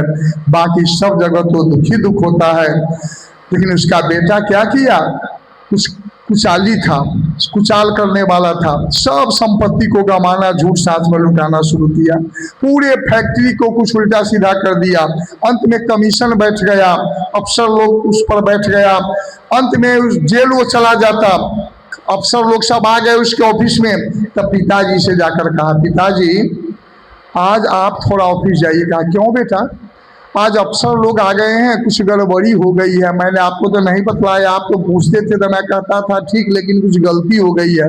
अरे बेटा इतना बड़ा कलंक मुझ पर लगा दिया, बुढ़ापा में तुम हमको सिर नीचा करवा दिया, क्या करूं कुछ समझ में नहीं आता है। बड़ा लगा निहोरा करने का, चलो अब पुत्र मोह है, जाना तो होगा।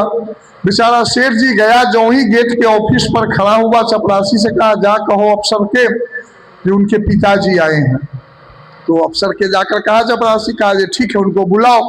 जो ही अंदर प्रवेश किया कि वो अफसर जो बैठा हुआ था वो उठ करके खड़ा हो गया, कल जोड़ लिया, कहा सेठ जी आप हमको नहीं, जाकर पाँव छूकर प्रणाम किया, कहा सेठ जी आप हमको नहीं पहचाना?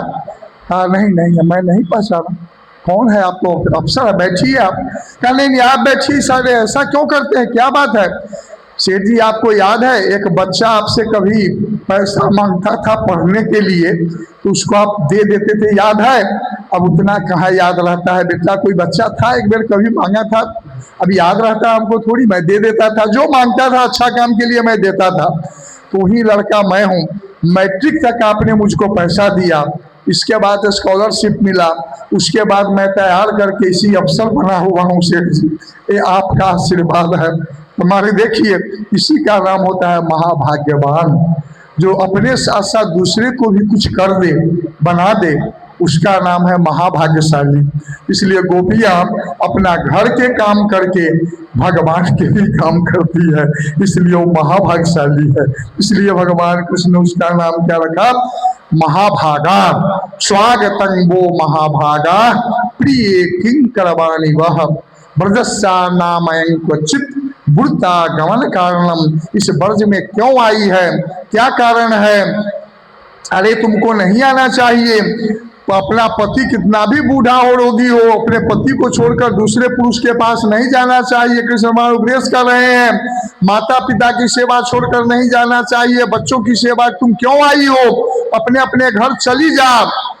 तब अंत में गोपियां उदास होकर बैठ गई, और उदास होकर के वह माने कह रही हैं, माने गोपियां सब कि गोप्य हो चो मई बंग विभोर हति भवान गदे तुम निरसंसन संत्यज्य सर्व विषयांश तो पाद मूलम भक्ता भजस्व दुर्भग्रह मात्यजस्माम देवो जथादि पुरुषो भजते मुमोक्षुन।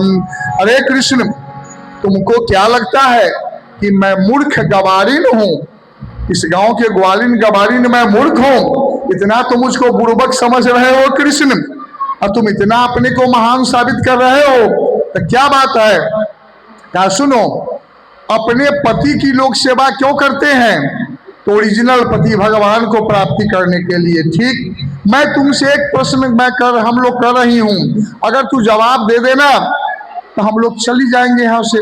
बोलो, मान लिया किसी के पति है तो किसको सेवा करना चाहिए? तो पति को। अब पति अगर नौकरी करने के लिए बाहर चले जाए तब तो उसका फोटो को घर में पूजा करना चाहिए, तो ठीक फोटो का पूजा करना चाहिए। अगर 6 महीना के बाद पति गेट पर वह फोटो को पूजा कर रही है, यहाँ पति गेट पर आकर गेट खटखटा रहा है, तो फोटो के पूजा करना चाहिए कि पति के पास जाना चाहिए?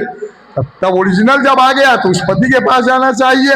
ले तुम्हारी जवाब से मुझको उत्तर मिल गया। अरे मैं पति की लौकिक सांसारिक पति को क्यों सेवा करती है महिला? ओरिजिनल भगवान को प्राप्ति के लिए। मैं, तुम जानते हो, तुम समझते हो कि मैं गवारिन हूँ।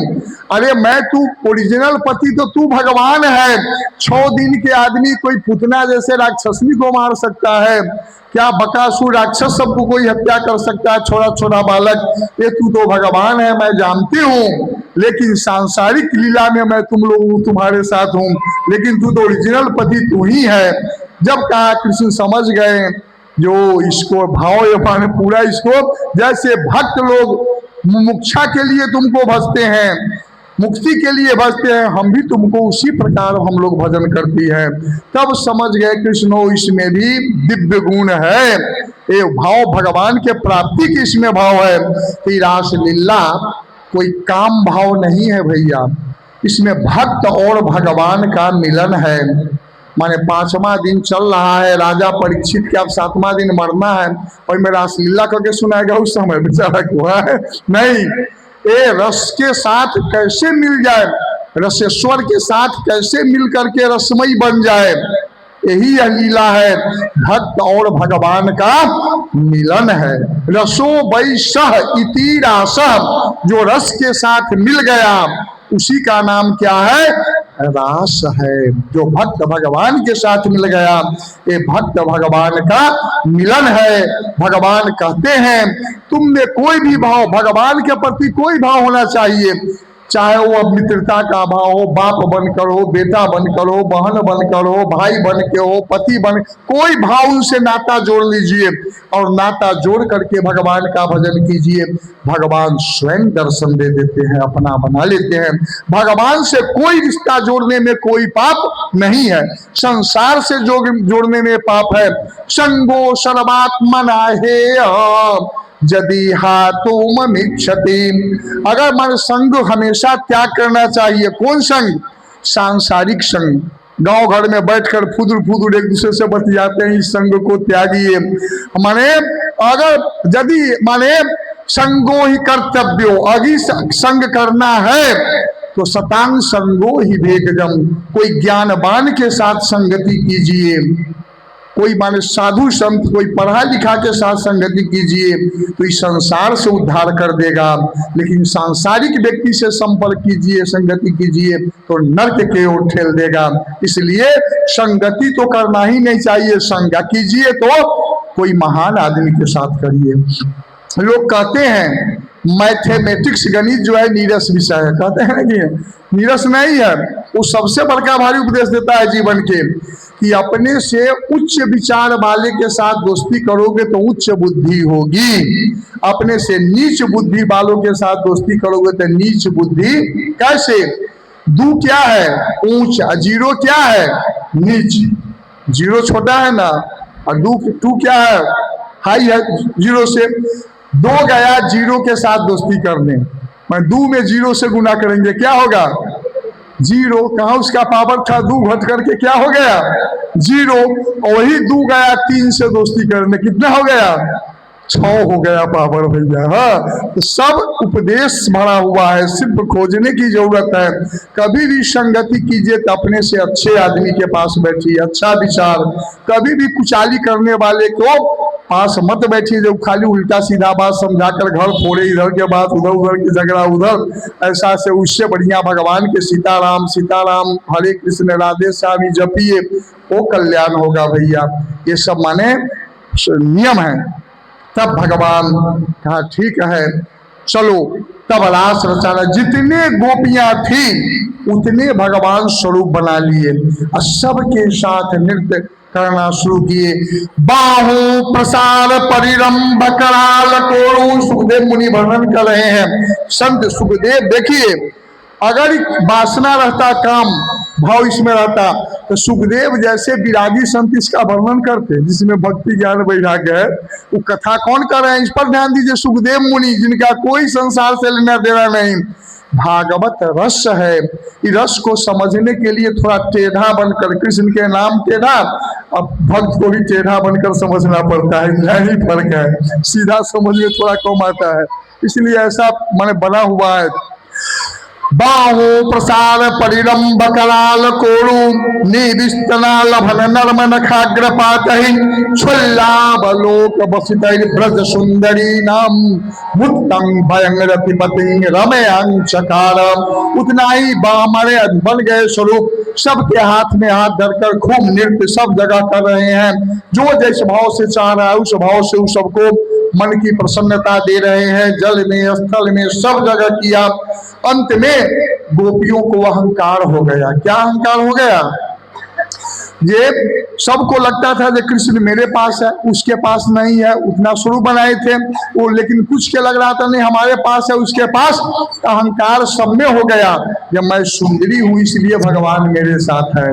जब कोई चीज के अहंकार हो जाए तो भगवान फिर नष्ट मासु भाग जाते हैं। एक आयत रास में से लुप्त हो गए भगवान। सब कोई बेचैन हो गया, क्यों लोग कहाँ चला गया, कहाँ चला गया। आगे बढ़ा खोजते हुए तो देखा राधिका को लेकर के, राधा को लेकर के भाग गया है। जब आगे गया खोजते हुए जमुना में नाले की ओर, तो देखा राधा वृक्ष से लपटी हुई है। अरे तो भी छोड़ कर भाग गया और मुझे छोड़ कर भाग गया। ऐसे रात से हमको लेकर के भागा, मुझे लेकर के भागा, राधा कर रही है। कंधा पर बैठा लिया। अब मुझे भी अहंकार हो गया, हमको भी अहंकार हो गया क्या, जब मैं सबसे अच्छी हूँ इसलिए हमको कंधा पर बैठा लिया है। तो अहंकार आ जाने के बाद फिर वह क्या कहा, ए राधा तू वृक्ष के डाली पकड़, मुझको थोड़ा लघु शंका लगा हुआ है। जो ही डाली पकड़ा वो भाग गया, मुझको भी छोड़ के, देखो ना मैं भी डाली पकड़ कर लटका हुआ हूँ। अब सब उतारा, सब कोई जमुना के किनारे सब जगह खोज रही है, रो रो कर जो लीला की वो लीला सबके आपस में नाटक कर रही है, बेचैन है। अंत में वह गोपिका गीत गाई। एक माने 19 श्लोक में वो गोपिका गीत भागवत में है। भागवत के वो प्राण है, भागवत के क्या है, प्राण है। जब गोपिका गीत गाई तो गोपिका गीत गाने से ही भगवान की प्राप्ति हुई, मिलन हुई, फिर भगवान आ गए। तो किसी को जीवन में अगर भगवान को से भेंट करना है, बुलाना है, तो गोपिका गीत के पाठ घर में अगर पढ़ा लिखा हो तो जरूर करें। 19 मात्र 19 श्लोक है, माने 31वां अध्याय 10वें स्कंद के 31वां अध्याय के 19 श्लोक है। अब बहुत दिव्य है, इसी को सुंदर कांड बाबा ने लिखा है, इसी अंश को माने अपना भाषा में तोड़ करके। हम तो उसको कुछ श्लोक के हम लोग कुछ गुनगा ले भाई, गुणगान कर ले, ये बड़ा जीवन में उतारने लायक है। खूब प्रेम पूर्वक कल जोड़ लीजिए। गोपिका गीत गा रही है, संस्कृत में है। जायाति ते भेकम जन्मना ब्रजः स्वयं इंदिरा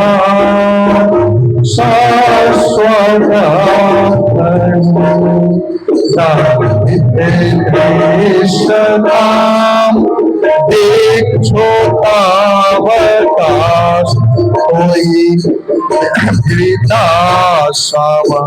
समस्वाम बीचते शरदोदाशये साधुजात सख सरसी जोधर श्री मूषादृशाम सूरत नाथ ते सुखदासिका वरदने तो बदम। वो क्या करती है, क्या करती है, जयति ते भितम जन्मना ब्रज। अरे कृष्ण, तुम्हारे ब्रज में जन्म लेने से मेरा ब्रज तो तुम्हारे जो निवास स्थान बैकुंठ लोक है उससे भी उत्तम हो गया है। क्यों? बैकुंठ लोक में लक्ष्मी को तुम्हारे चरण रज नहीं मिलता है, लेकिन हम कितने बड़े भाग्यशाली सब हैं कि हे प्रभु तुम्हारे चरण रज को लेकर मैं बार बार हम लोग माथे पर लगाती हूँ। इसलिए मेरा ब्रज जो है वो तो माने बैकुंठ लोक से भी उत्तम बना हुआ है। कितनी सुंदर भाव शरदुदास है ऐसा। तुम तो समझते हो कि बिना शुल्क के मैं दासी हूँ, पैसा लगता तब ना दासी रखने में, तब ना तू बार बार मेरे पास रहती, लेकिन तू हमको बराबर मेरे साथ छल करते रहते हो, बराबर ठग देते हो, क्योंकि हम लोग बिना पैसा के दासी है, मंगनी है, इसलिए है भगवान। पर इसका भाव ये सब जो है ये बहुत सुंदर है। देश जाला पयाल राक्षसा वर्ष मारुताद वैद्यला वृख मायात्मजात विश्व को भयात ऋषभते भयं रक्षिता न खलु गोपिकानन्दनो भवा न खिल विघ्न सार्थिको विश्वगोप्तये सखौ देवां सात्वताङ्कुले विरचिता भयं विष्णु दोर्जते चरणने रुखां संस्मृतिर्मया कारसरो रोहन्तां प्रकामदम् शिरसि देहि नः श्रीकरग्रहम् व्रज जनार्थे अन्वीरे जोषिताम् जनस्मयध्वं सनस्मित् भज सखे भवत किङ्करी अस्मनो जलरुहाननं चारु दर्शय प्रणत देहिनां पापकर्षणं त्रिनेत्रानुगं श्रीनिकेतनं फणिफणार्पितं ते पदाम्बुजं तेनु कुचेषु नः केन्देरेच्छरम् मधुरे आगिरा बल्गुबाल्या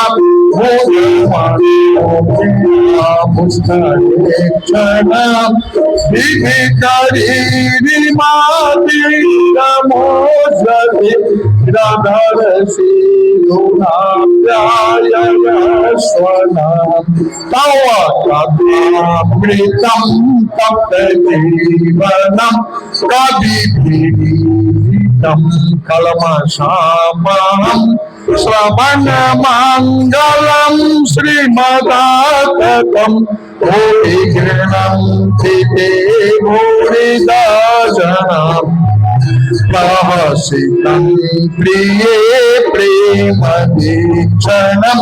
विहरणं च ते ध्यानमङ्गलं रहसि संविदो जाहृदि कुहतनो मनः शोभयन्ति चलसि जत प्रजाचार्यं प्रसन् नलिने सुन्दरं नाथ ते पदं शिलतेनाङ्कुरैः सीदति प्रिया कलिलतां मनः कान्तगच्छति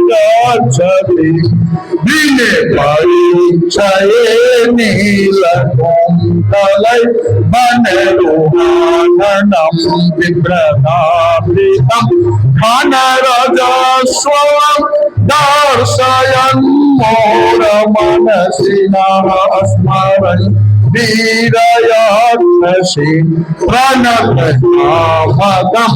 पद्मजातिकं धरणिमण्डलं देयमापरि चरणपङ्कजं संगमञ्चते रमणनः स्तनेष्वर्पयादेयं सुरतवर्धनं शोकनाशनं स्वरितधेनुना सुष्ठुतं इतररागदिशमारणं नृणां वितरवीरनस्ते धरामृतम् अतति जगभवाननिकानने सुविर्जुनायते त्वामपश्यतां कुटिलकुन्तलं श्रीमुखं च ते जगौदीक्षतां पक्ष्मतीर्थं पतिसुतान्वय भ्रातृबान्धव नति विलङ्घते श्रीतागता गतिविदास्तवोदगीतमोहिता हितवजोषिता कस्त्यजेन्निषि रहसि संविदं निश्चयोदयं प्रहसिताननं प्रेमभीषणं बृहदूढः श्रियो दीक्षितामते मोरस्पृहा मुज्जते मनः व्रजफलौ दशं व्यतिरञ्जते वृजिन्यहं फलं विश्वमङ्गलं यजमानार्चनस्त्वतस्य प्रियात्मनं स्वदन्निधिनिरञ्जन्निषूदनं ते सुजात चरणाम्बोधं अस्तनेषु भीताशनहि प्रिय दधि मही कार्कशेषु तेनाटवे मतसे तद व्यथते न किंसु कोरपादे भ्रमति भवदारिणाम। इस प्रकार 19 श्लोक में यह स्तुति है। स्तुति को बिलक बिलक कर रो रो कर भाव विभोर होकर गोपियां ने की। अरे गोपियां भगवान कृष्ण के वियोग में रोई।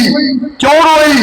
सुखदेव मुनि कहते हैं इति गोत्रः प्रगायन्तः परपन्तश्च चित्रधाम रुरुदुः अस्मसुस्वरनराजन् श्री कृष्ण दर्शन लाल शाम। रोई कोई वासना कोई संसार के लिए नहीं रोई। क्यों रोई? कृष्ण दर्शन लाल शाम, भगवान के दर्शन के लिए रोई। भैया रोना भी है तो भगवान के प्राप्ति के लिए रो, गीत गाना भी है तो भगवान के प्राप्ति के लिए गाओ। भक्ति में सब विशेषता है। भगवान के प्राप्ति के लिए रोई। जो ही रोई एकाएक भगवान प्रकट हो गए। माने भगवान जब प्रकट हो गए, कहा कृष्ण तू कहाँ चला गया था? अरे मैं तो तुम्हारे हृदय में ही था। जांच रहा था कि सच्ची भक्ति है कि कच्ची है, प्रेम सच्चा है कि कच्चा है भैया। इसलिए मैं जांच, भगवान के भक्ति में बड़ा जांच है, पूजा पाठ में रंग बिरंग के जांच है भैया। आई में जो सक्सेस हो जाए, सफल मिल जाए, वही महान है।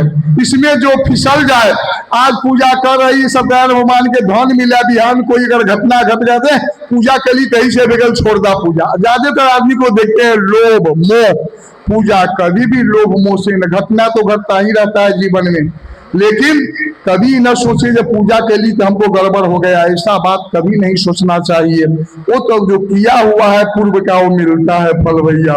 इसलिए भगवान के पूजा भजन भक्ति कभी भी नहीं छोड़ना चाहिए। शास्त्र में भी बताया गया है कि घर में अगर कोई व्यक्ति पुजेरी है भगवान के, तो उसको परिवार वालों का कर्तव्य है जो सामान सब किन के दो। मान लिया कोई नया पुतोहे आ जाए घर में, पढ़ी लिखी हो, रोज पूजा पाठ करती है, तो काऊ काऊ नहीं करना चाहिए, उसको सामान किन कर दो। काहे? एक भी घर में अगर कोई भजन करती है, पूजा पाठ करती है कोई महिला भी, तो पूरे परिवार का आशीर्वाद उसी को मिलता है जो पूरे परिवार में विकास हो रहा है भैया। मान जो पूजा करने वाला को कोई अगर एक व्यक्ति घर में भगवान के भक्त है तो पूरे परिवार को, पापी भी होगा उसको भी लाभ मिलेगा, कोई गड़बड़ी उसके घर में नहीं आती है। क्यों?